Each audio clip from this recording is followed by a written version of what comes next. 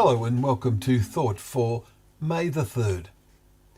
Our readings are Deuteronomy chapter 20, Ecclesiastes chapter 12 and Acts chapter 11 and 12. And our thought is, fear God and keep his commandments. These are the final words in Solomon's book of Ecclesiastes. In verse 12 he writes, "Fear God and keep his commandments, for this is the whole duty of mankind."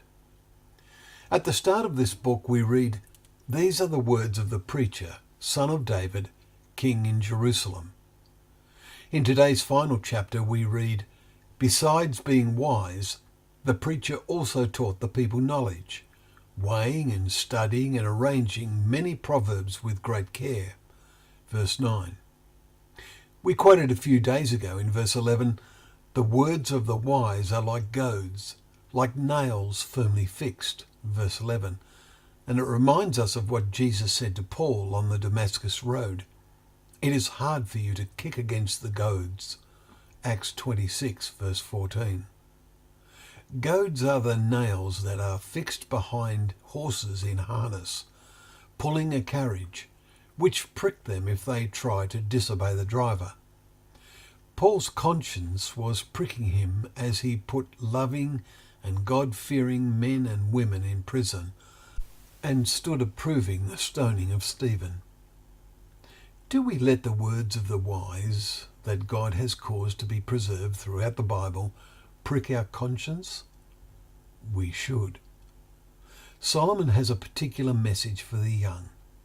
"Rejoice, O young, let your heart cheer you in the days of your youth. Walk in the ways of your heart, but know that for all these things God will bring you into judgment. Remember also the Creator in the days of your youth, before the evil days come."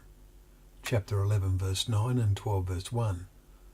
He is writing in the despondency of old age. Death is at the door. He had found enjoyment in all his toil. Chapter 2 verse 24. But now that is all over. But today we can put a fuller meaning on "before the evil days come." For our world is facing evil times and the good times are largely over. They are afraid also of what is high, and terrors are in the way. Verse 5. We must take his final words to heart. Fear God and keep his commandments, for God will bring every deed into judgment, whether good or evil. May our deeds be good. May we have a true relationship with God each day, a relationship that grows the more we read his word. And I want to thank you for joining us for reading that precious word today.